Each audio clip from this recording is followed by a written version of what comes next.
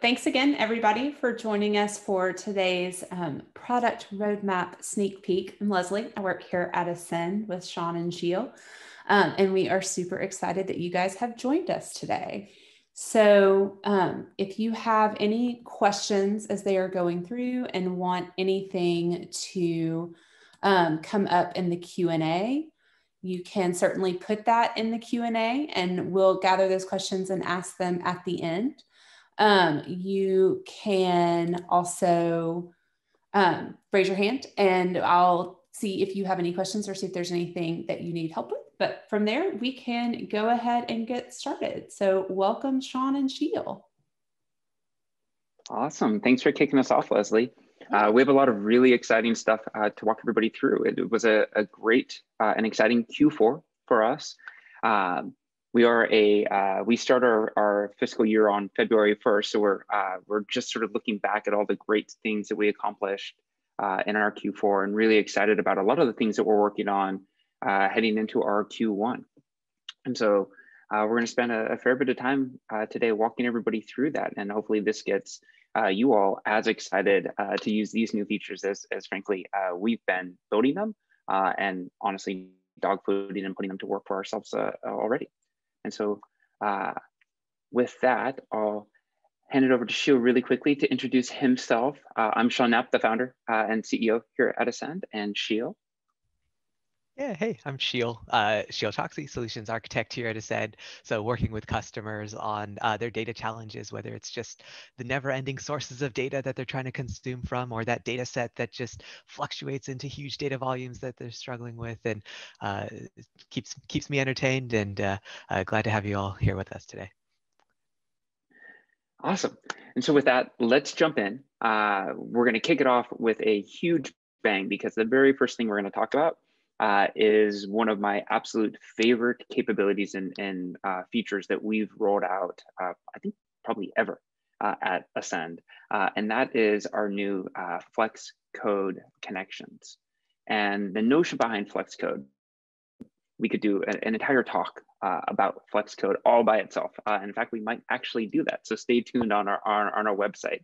But the reason that we really jumped into this notion of Flex Code in general was to provide this balance and this ability for a lot of our customers to peel back the various layers of the technology stack and really get the benefit of low code or no code capabilities where needed, and then customize and go deeper where appropriate. The first place where you will find that really being put to work on the Ascend platform is in our connectors and our connections. What we're introducing with our Flex Code connections is an entirely new foundation built from the ground up that will support both read and write connectors. This uses our Spark engines that we run our current data processing jobs on for massive scale and massive parallelization. Provides really great ease of use connectability so that we get max reusability and leverage from those connections. For our customers, what that means is a handful of things. And Sheel's going to walk you through these in a little bit so you get to actually see this put into practice. First thing is reusable connections. What we noticed with a lot of our customers is they were connecting to that same MySQL database 10 times over, and they were getting really tired of having to put in that same host name and username and password all over and over and over again. And so now we've refactored out the notion of a connection to a particular place, whether it's your Salesforce account or Google Spreadsheets or an S3 bucket or your database. And now you get these really great reusable connections that's going to save you a ton of time and energy. The second thing that we provide is faster data ingest. These connections run on top of our Spark infrastructure, whether that's Spark that is being managed by Ascend, or if you're bringing in Spark from Databricks or Qubel, same benefits, massively parallelizable, and we'll let you get in whether it's your small data sets or your massive data sets in very, very quickly. The third benefit that we get as part of these Flex Code connections is more connection types. For those of you who are existing customers and have worked with us, probably know that Sheel has, in his back pocket, this library of like 30 different code snippets that he loves to share with folks to connect to all these different data types and data sources. All of those we're actually now pulling in and wrapping with this native framework to get all the same benefits, but also greatly expand the number of connection types that we can support. And with that, we also give tremendous support for new types of data formats and types. For those of you who are sitting in our Slack channel, I'll even give you a spoiler alert for next week. Keep an eye out for really exciting new formats like the Delta Lake connection format and a handful of others. We're going to keep adding these on a weekly basis, which is really exciting. And then lastly, this will be a small teaser for some of the things we're working on in Q1 is our user-defined connection types. We're going to let you as developers and as users of the Ascend platform build your own connection types. There's an entire world of these super standard connection types that we really want to make sure we make very easy for you to use and have access to. What we're finding, especially with our largest customers, they have very specific, oftentimes proprietary connection types and data sources that they really want to be able to connect to that are very custom to their business. And this gives you the ability to go and build your own custom types that are just for your business and still give you all the other benefits of these really native high power connections. Now, if we roll into this, and I'll show you a little bit of a teaser just on the architecture of this, how all these flex code connections are built. We start at the underlying data plane. All right, everything we do in Ascend, we're processing data, we push it down to a Spark cluster, we store it inside of that object store.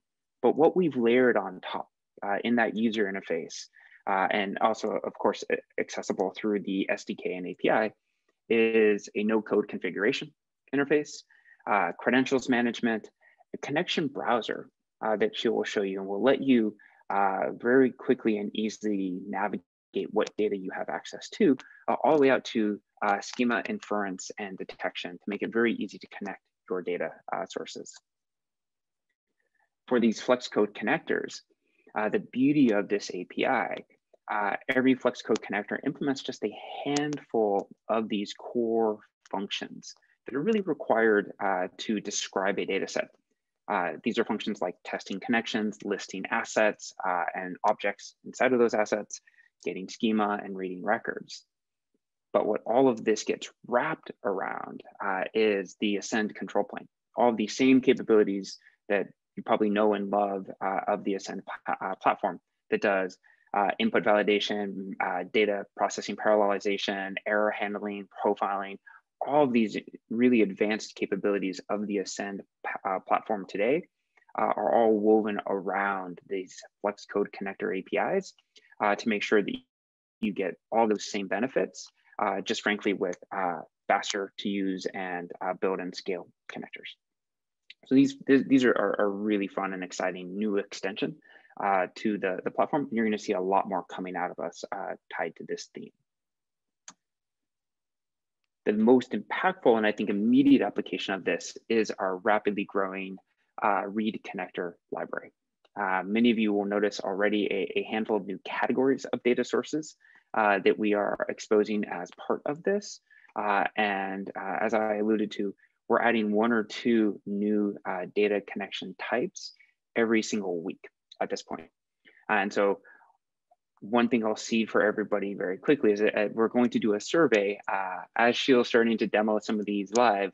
We're going to pop up a survey, and we're really interested in seeing what are those data connection sources that you're most interested in having the Ascend platform support.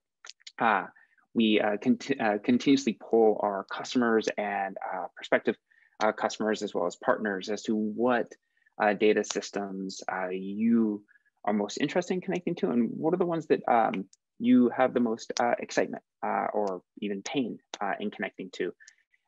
And we will absolutely work with you and help prioritize our delivery on those. And so while everybody's going through some of those polls and voting for some of their favorite data sources, I will hand it over to Sheel and let him walk folks through a little bit of a live demo on these. Absolutely. So we're going to spend a little bit of time in the product and get a sense as to what exactly this looks like. And jumping into actually one of Sean's development environments is what we'll use today here. And so from what some of those screenshots where that Sean was showing you, you get two new areas when you're trying to create a new read connector and ingest data into Ascend. The first is on this left side, the existing connections that you've already created. This is that connection reuse that Sean was mentioning, where you don't need to keep re-entering the same Postgres host names and details every single time. You can use one of these existing connections. And secondly, the whole set of new connections and types that we are making available that you can quickly connect to. And every single one of these is, as Sean was mentioning, a no-code configurable experience so that you can work really quickly. And for those paying very keen eye attention, especially in our release notes Slack channel, and if you're not, it's a great channel to be in.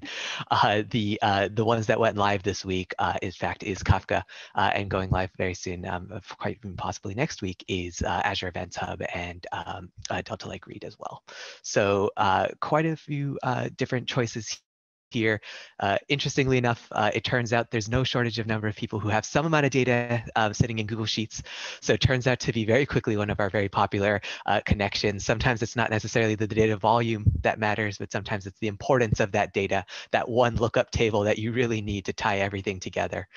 And so today we'll work on what it looks like to set up a Postgres connection. So as you can imagine, you start by creating a new Postgres connection. Go ahead and name it. We can say my Postgres for today. We'll grab the host. I've got an RDS sitting here that we can use for today. The port if we need to customize it, and the database name as well, where today we will be taking it back old school a little bit, going to DVD rentals for our database. Next up, we'll grab our credentials. This is the credentials vault that Sean was talking about. And I'll take a moment here to talk about how all of this is dynamically rendered in the UI. So for building out your own connection types, you can specify what do your users need to put in, which parameters, what does your credential look like? And so in this case, I'll use one of the existing Postgres demo credentials that I put in and test our connection. Since that's all good, then now we can create this connection so that we can pull any number of tables or any number of read connectors from it. And so in this case, we're going to go ahead and grab the inventory from our DVD rental business that we're running here. And two new features that you'll see as part of these Flex Code connections that you haven't had in the past. One is that you can now browse connections and see a full list of assets that are available. So for all of you who have been, pulling in data from S3, let's say, and trying to remember the folder path, this should feel a lot more pleasant to work with, where you can browse through what's there. So in this case of Postgres, first we're seeing the public schema. It's the only schema I have in this database, as well as all the different tables that are present in there. So in this case, we're going for the inventory table. So I'll go ahead and grab that in. Now, the other thing that I think a lot of you will be excited about, and this is something that went live this week as well, is outside of a normal replication strategy of a full resync or pulling by some updated column, we now do also have a CDC from Postgres as well. So we can pull that full raw information and change log from there just through these Flex Code connectors as well. In this case, we'll just choose a full resync to keep it simple. And then the second feature that I mentioned that's with part of these Flex Code connections is that we will now be able to automatically generate schema for any one of these types and not only certain types. So by generating the schema, each individual Flex Code connector can implement how to pre-generate a schema for that particular asset. And as we go through that, and we'll give it a moment. We now see our inventory table of inventory ID and which film it is and which store it's sitting in. Last part is same as always is for all the folks who are familiar with Ascend, where you do pick your refresh schedule, and that is how often to go check for new data. Again, not necessarily do any work in Ascend, as we all know, but just when to check if there is work to be done, and for Ascend to incrementally process that work through. In this case, I'll just choose never so that we can create that. And that's it. So we now are ingesting data from Postgres, and we do have a reusable connection, my Postgres, if we wanted to go ahead and reuse that to just grab any other tables that we might be curious about. All right, back to you, Sean. All right, thanks, Sheel. And I'm monitoring some of the questions from the audience at the same time. And while I pull back up my slides, one of the questions is, what's the difference between, from Corey, what's the difference between something like Debezium and Postgres CDC connector? Yeah, do you want me to jump in? Or Sure, I'm happy to jump in too. Okay, yeah, go for it. Yeah. I couldn't tell if you were asking me or just restating the question. Yeah, go for it. Okay, cool. Yeah. So they're quite similar. In fact, we even looked at using Debezium under the hood to support the Postgres CDC connector. We ended up implementing it slightly differently just because we had so much automation already inside of the platform itself that we could take advantage of and leverage.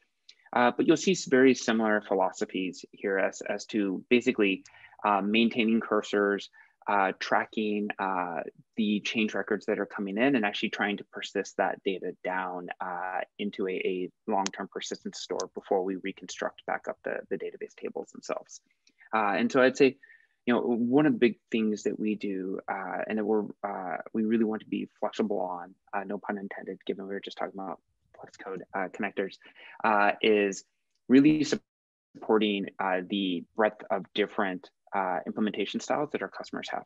So for example, if you already have Debezium and you're already running it and it's grabbing a bunch of change streams off of your data sets, and in fact, even publishing them to Kafka, you may want to use our Kafka connector instead to just read that change stream off of Kafka. If you don't have that infrastructure already in place and you don't want to run that infrastructure in place, it may be easier to just use the built-in CDC connector for Ascend and have us read the data in that way. And really for us, we're quite flexible on this because ultimately all of this data ends up showing up as a data source at some point on that read connector. And then regardless of how it's coming in and the shape, the format, the cadence, you really get to do the exact same thing you do with every other piece of data inside of Ascend, which is build those SQL, PySpark, Scala, Java transforms on top of that. And so by unifying that piece, similar underlying architectures, but tremendous amount of flexibility as to the implementation model, depending on what you already have in place. We have one other question that I want to get to before we jump into the next piece, which is, so the Flex code are great, but how is that different than the original connectors from Ascend? Good question. So the original connectors for Ascend, they were split about 50-50. Half the connectors would run on the Spark infrastructure. Half the connectors actually ran inside of what's a distributed pool of proprietary workers we have that ran in Go. And this was really more just a reflection of when we started building out a lot of that connector foundation and framework a number of years ago. We just didn't have the same flexibility inside of that Spark environment that we do today. And so a lot of the connectors we're now moving into, well, all of them will actually now run on Spark or inside of that pool, which is fantastic. And the other really big benefit that we get is they can run on a bigger cluster because they run on that shared Spark cluster itself, which gives us access to a lot more resources. And so what you'll find from Ascend is we're very keen to move all data ingest onto these new connectors over time. I'm certain, especially for existing customers, you may have some particular implementation features in those old connectors that you still really like, that just something really cool that we may not support yet in the new connectors. I think we've seen a couple of those to date. Let us know. We'll make sure we get that functionality added to the new connectors very quickly, as I think we're all really excited to get everybody on the new connector foundation.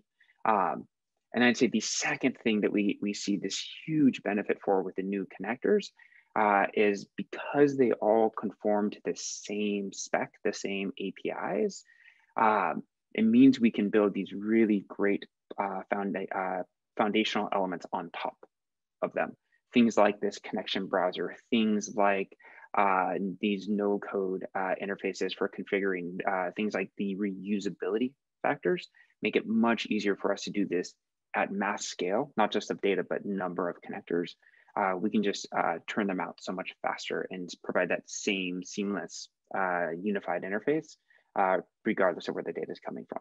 And so you'll find that we're going to keep doubling down on this foundation because there's just so many benefits for users. Awesome. Other questions? I think I may have saw one pop up and then it popped away. So. Oh, I answered in the text answer of it. Awesome. Yep. Okay, cool. Thanks, Sheel. All right. Well, then in that case, let's move on to the next topic, which is another really exciting theme for us. And that is the new SDK.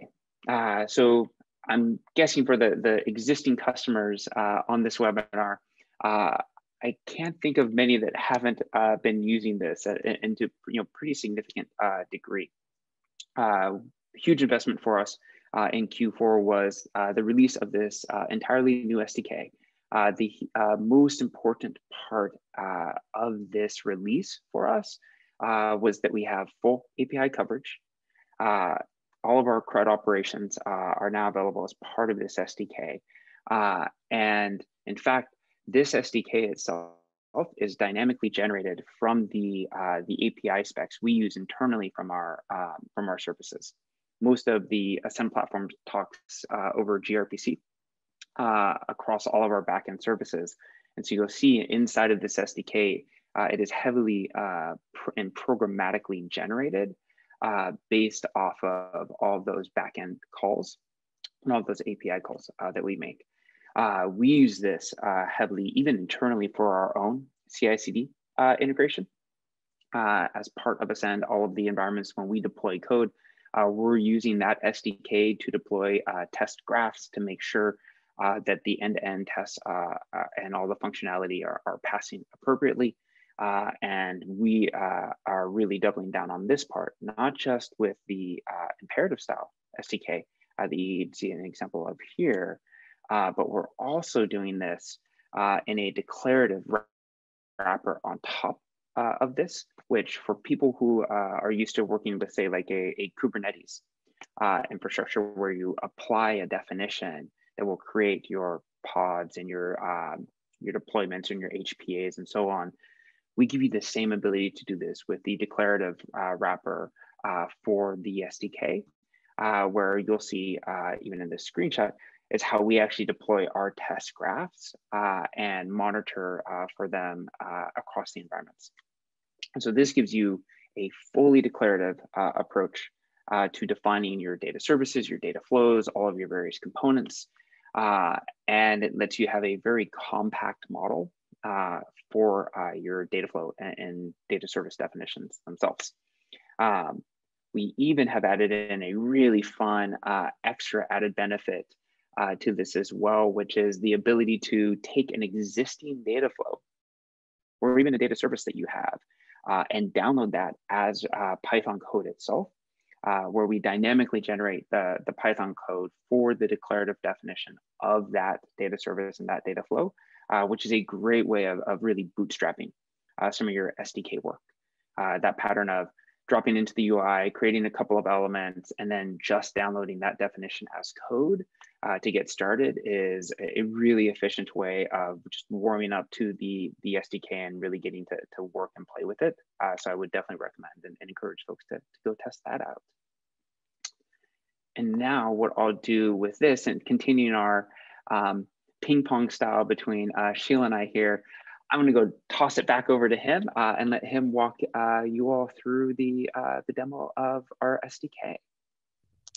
Awesome, sounds good. So we're going to share a couple screens here as we go through kind of a couple different components of it. So bear with me here. We're going to start, as all good things start, on the command line. And so here we are. And do not all good things start on the command line, Sean? Okay, maybe not. I think it's a fair statement. So here we are inside of a Python REPL. And as you can imagine, we'll go ahead and import our SDK client. And the next thing we'll do is we'll construct our client. And this is, as Sean was mentioning, the two different levels of the SDK. And so starting with the imperative, I want to do anything that I can do in the UI programmatically. That's where you start with this imperative SDK. So a simple example is given a client and you just wanted to go ahead and see all the different data flows that were available in a certain data service, right? You have this function call that you can run and get back that information. And this is what Sean was mentioning around the full programmatic access to everything that we have in the API is you can list things, you can get things, you can push up updates, you can create things, you can reset errors. So as we're thinking about, what do we want in a tool like Ascend, you want to be able to not be restricted and to come up with whatever idea you want to come up with and do it programmatically. This imperative version of this SDK at this lower level gives you that full ability to do whatever it is that you'd like to do programmatically in Ascend. Then, however, one of the common use cases of using the SDK is part of your CI/CD systems or building locally, building out components, and then pushing those up to Ascend, right? Maybe first to a staging data service, then maybe to a production one. And so what we'll take a look at is that download utility that Sean mentioned. So I'm going to switch over to a different screen so we can set a little bit of stage here.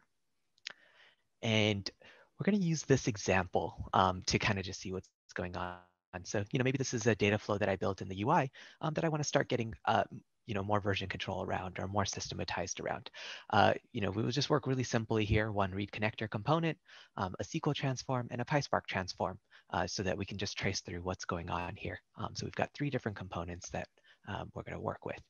And so then heading back over to the SDK, what this gives us the ability to do is we can go ahead and bring in this helper function called download data flow. And what this function allows us to do is both at the data flow level, or there's an alternative helper to download data service, is to grab all the definition, both the metadata and the code definitions of everything in this taxi cab flow. So as I run that, we'll see that it's written it into my source directory and taxi cab flow. And this gives us a definition file that we'll take a look at and gives us the ability to make updates however we'd like on that and push it all back up to Ascend. So we'll hop over to the third screen. Yes, I know you all were waiting for it, and get a sense as to what does it really look like in this downloaded data flow that we just had. And so the first thing that you'll get is this overall definition file. And this describes what is a taxi cab flow. And so if you remember, we had a read connector. And so this is the definition of the read connector called NYC Green Cab. And it has all of those configuration parameters that we were doing in the UI, all programmatized here. Next up, we have a transform. And this first transform was a SQL operator. So we can see that we're running a SQL. And we're pulling the definition from this SQL file. And then the last one transform that we had here was a PySpark transform. So this is running Python 3. And similarly, as you can imagine, I'm pulling from a Python file. And so I know the burning questions there are what is in the files. So first up, this was a really simple example just so we can keep track of everything, but just a select star statement for that SQL file. It is parameterized SQL. This is how you can get 2 different levels of reuse going here. You can have the same code definition plugged into many different components. You can also reuse these definitions and components in many different data flows. And then alternatively, what does, whoops, sorry, wrong one. What does the PySpark transform look like? Exactly what you're used to in PySpark transforms in the Ascend interface, right? The def transform where Ascend passes you in the data frames and optionally credentials, and you decide what you're going to go ahead and return out. So at this point, right, we're working locally. We can write unit tests, we can make edits, and then we can push back up to Ascend, which if we look at the bottom of this file, we even have this declarative application helper here. So that's what we mean by the definition is all valid Python code, which allows you to do refactoring. It even allows you to just run it. And what this data flow applier will do is add any components that need to be added, update the code definition for any components that need to be updated, and delete any components that aren't supposed to be part of the data flow anymore. So when we think about it like a Terraform apply or a CloudFormation stack sync, this is the same idea, right? Here's all my definition, make it so. And that is what our SDK looks like, and the two different levels, the imperative lower level and the higher level declarative. So back to you, Sean. Awesome.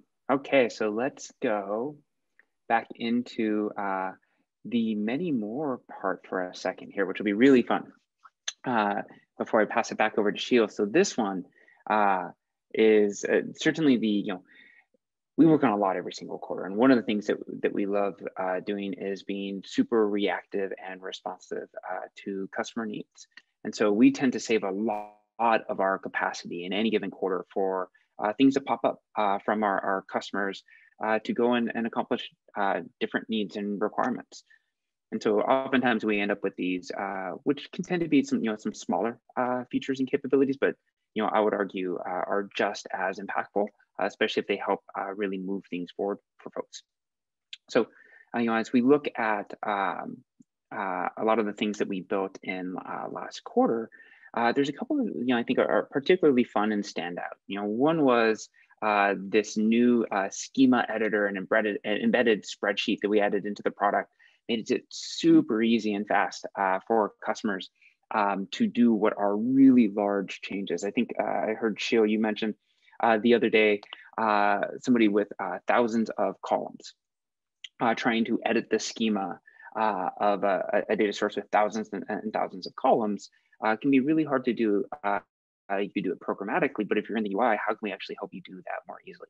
So we've been adding some really great functions and capabilities like that, as well as a lot of the redesigned interfaces for managing data flows and data services are cool ones that I think she will walk you through. And then, there's always a handful of these in here that they're not the easiest things in the world to demonstrate, but I would argue are incredibly impactful for our customers. As many of you know, we collect so much data inside of the Ascend platform that we use to intelligently run and optimize all of the work for those data flows. The system itself just continues to get smarter and smarter and smarter, and learn more from those from all of those hundreds of millions of Spark jobs that we tend to run on a pretty regular basis. And so lots of really exciting things that we end up in the sort of a miscellany bucket, I would contend, by the end of the quarter, just launching these really cool features and capabilities. And so what I'll do is, Sheel, I'll hand it over to you to walk folks through a little bit of this and your favorites and highlights in Q4 before we move over to our Q1. Sure, sounds good. And we're going to hop back over to our demo environment here. And, one of my favorite ones is what Sean was talking about. For people who are building in the UI and aren't necessarily doing things programmatically, even forget thousands of columns in your schema. Maybe you even just have this many columns in your schema and you're trying to figure out, what's going on. And, in a more typical UI, right, you might just have drop downs and things like this. And we took a step back and we said, okay, how can we empower people to make edits very quickly in a way that feels comfortable to them? And we thought about, well, what's canonical here is a spreadsheet. And so by trying to find that common ground and create easy ways for people to work with it, we've replaced all of this with a spreadsheet editor so that you could very quickly do things like take this whole list of columns and make them all string. That may have gone by really quickly, so hopefully you all noticed that some of those timestamps and floats and everything all became strings, and we can go forward and backwards, right, with spreadsheet style editor, undo and redo and all of this kind of stuff, right? And it makes it a lot easier for people to handle these kinds of schemas and change that they need to do. Why might this be relevant? Some of you might be asking is, if you're dealing with messier and messier data, as all data inevitably becomes, or string is the ultimate type, right? And it's the type that all types can be coerced to. And so you might quickly want to just be able to go through, handle and ingest everything as string, and then defer and parse as you go along in the further transforms in Ascend. So having that spreadsheet editor is really quite convenient. Other things that we've been doing as well, and that you'll notice, is cleaning up on the UI and giving more space to things like the code editor. So before, you may have remembered that these panels used to be on the left side and the SQL code used to be squeezed in on the right side here. Now you have full view windows there. Same thing with PySpark transforms as well. So things that Sean was mentioning that don't necessarily aren't necessarily the huge game changer features, but for our builders in a sense who are working in the product every day, making life better. One last one that I'll show that is one of my favorites as well is, sometimes when you're working with elastic compute and, data sources that scale and shrink, it's wonderful to be able to pay for what you use in terms of compute, and it's wonderful to be able to have all of that scale up and down. But sometimes you just want a little bit more understanding of a maximum level that you're going to have and have more control of that. And so site administrators now have the ability to manage their cluster as well. And so by default, we'll keep a maximum of 30 nodes in Ascend. It is configurable for each one of your environments. And the site administrator can go ahead and say, hey, actually, I want Ascend to only scale up to 10. And then that way there's just predictability. Maybe you'll go ahead and tweak this if there's something special that's happening over time. But I wanted to keep it at 10, so to keep a hard limit on what those costs would look like. And if you all remember, what Ascend will do is basically manage those cluster resources and use your priority that's been assigned to certain transforms and certain components to decide which components to prioritize and transform first in times of cluster contention. All right, those are a couple of my favorites, but I'll hand it back over to Sean because I know folks are probably getting eager to hear what's coming up next. Yeah, let's do it. Okay, so let's talk a little bit about Q1 product roadmap. Let's hop in here and Leslie, remind me. I think you may have had another survey, so pop in with it when you get it because I can't remember where we were thinking about it. But there's another, I think, question coming in somewhere. So first thing in Q1, y'all heard me talk a ton about these flex code connections and what we're enabling on top. And Sheel spent a good amount of time walking you through what that means on ingesting of data and the read connectors. The next place where we take this, of course, is very naturally to the right side of the house and making sure that on that exact same foundation, those same reusable connections, the same connection types, and the complement to those read connectors is, of course, to help you go and drive a bunch of data and put it into these exact same wide array of systems. And so what you will see coming out for Ascend this quarter is going to be a large number of write connectors, and you'll find most of them will come out in pretty nice complement to those that we have read connectors for. And that will be Snowflake, BigQuery, Redshift, Delta Lake, MySQL, MS SQL, a whole host of those standard systems. The one we received a request for the other day was SQS, Sheel, if you remember, writing out data to queues and PubSub as well. So we'll be rolling out a whole slew of these new connectors tied to that write connector extension of Flex Code connectors. And just like as you can see with no code ingest, you get it shows this no code digest. I'm not really sure what the opposite of ingest is here, but I think it's a bit of a combo, right? Because we're going to be expanding on both sides of the house, as I understand it. Yep. And so we'll see a lot of great benefits tied to these write connectors. Now, the other really exciting part tied to this, however, is going to be the introduction of these custom Docker runtimes. We have seen a huge number of requests from our, there it is, awesome. A huge number of requests from customers tied to this flex code model of interest in extending the runtime environment. There's a whole slew of reasons as to why. Ascend runs a lot of our processing. Of course, it pushes down to Spark, but that runs on Kubernetes. And being able to extend that runtime environment, we have seen a huge amount of requests for. We have customers who want the ability to provide their own UDFs into SQL functions. They want the ability to use their own common libraries or reusable code libraries.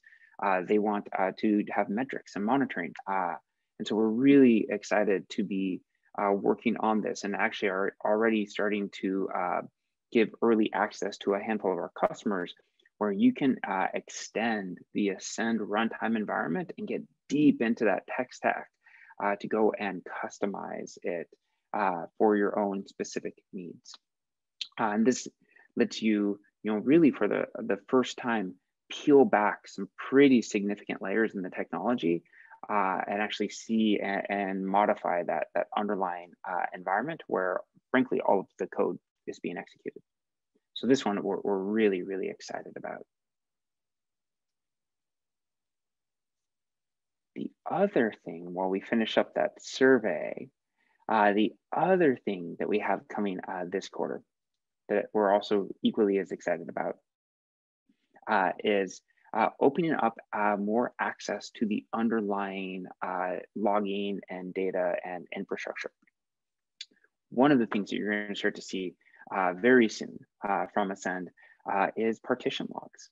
Of course, we're collecting logs data, not just your debug logs or your user logs that you may be printing out of your PySpark transforms, or even just the Spark logs that are coming out of both your SQL and your PySpark and Scala transforms.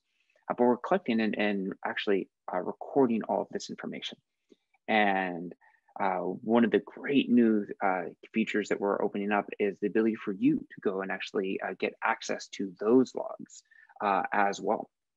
And the way that we're doing this is we're exposing more of the underlying operational infrastructure that we have at Ascend that collects these logs, and making that same data available for you as users that lets you go deeper into that stack when you need to and really get far more information than you otherwise would have before. So this one we're really, really excited about, and keep an eye out as it will be coming out in the next couple of weeks, I believe. So this one will be fantastic. And now the last one that I'll highlight really fast, and this one we've seen start to pop up from a handful of customers as well, is that ability to hibernate clusters. A number of our customers run multiple Ascend deployments. Sometimes it's because you want to be in multiple clouds and have those deployments be able to push and pull data to each other.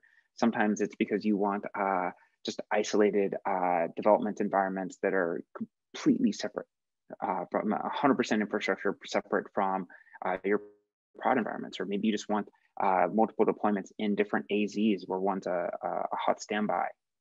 There's a lot of different reasons to run even multiple clusters. But what sometimes comes with that too is that desire to hibernate that cluster. If you're using that cluster for just dev work and you're going to only use that a few days a week, there's a huge benefit in being able to shut down that cluster and decrease your infrastructure costs and just save money. And so for our customers, we're also going to be adding the ability to put your clusters to sleep and hibernate those and really scale down the cost of operation when those what usually ends up being those secondary clusters aren't heavily used. And we think that one of our big goals and one of our big themes that you'll find across Ascend is continuing to put in both these optimizations, but also these controls around the platform to help you all save money on your infrastructure. So hopefully this will help everybody as well. And with that, I think that's our last slide. Hope everybody's enjoyed this. I see a bunch of questions coming in, which are fantastic. Please keep sending in these questions. Sheel is manning those keyboards incredibly well. I see him typing responses as we go, which is great. We're really excited by all those great features and foundations that we rolled out in Q4. As we head into Q1, we have some of these really great big new capabilities that we're rolling out and investing in. And you'll see over the coming weeks and a couple of months too, there's going to be a flurry of these other smaller features that we also will add into our roadmap and start to roll out. And to stay really in tune with that, I encourage everybody to come join us in our Slack channel. send.io/join-slack is the easiest way of doing that. And send us more questions. Obviously, keep the questions coming right now. They're fantastic. And if you have questions later on, or if you're watching this not live, but on demand, come find us in Slack and send us the questions. We'd love to tell you more about the platform. And with that, Leslie, anything as we wrap up here with folks? Yeah, so we have one more question to get to before I kind of do the full wrap. And again, if other people want to send in questions, we have a little bit of time, so please don't stop. Don't feel like you have to stop now. But we do have a question about being able to see lineage at the column level in the UI. Yeah, happy to answer that one. Yes, this is one that we are very keen to. For those who have been using Ascend for a little while, may know, fun fact, Ascend has a lineage API. And we do have the ability to actually get column level lineage for components. We have not yet exposed this through the UI, but it is something that you are not alone in asking for that feature. And this may be one of those ones that we end up sneaking in for the quarter, as we just continue to get a lot of demand for it. And until then, Sheel continues to demo that lineage API through the notebooks that he has downloaded and installed that wrap it with the SDK. But yes, we have the benefit of having the Ascend platform that has so much of this metadata and context. Is our core engine for automation itself has to know that lineage. So we tracked it already. And then this becomes a matter of simply exposing this and giving you a really great way to visualize it as well. Good question. Yeah. All right. Well, thank you, everybody. Consider that another upvote. Yeah, we can. Well, and as Sean said, thank you, everybody, for joining us. We obviously have a lot of fun demoing these. So excited that we got to show it to you. As he mentioned, Slack is really a great way to engage, and also a great way to see all the great feature functionality releases that come out every week. That release notes channel is always fun to take a look at, and it's a great place to ask questions and get some learnings from the community. So don't hesitate to jump in there. And like we said, ask us if there are any questions, and keep an eye out on the homepage. We will be scheduling and getting the link up for that Flex Code webinar and tech talk that we plan on doing soon. So if that is interesting to you, we will have that sign up live probably in a couple of weeks. So thanks again, everybody.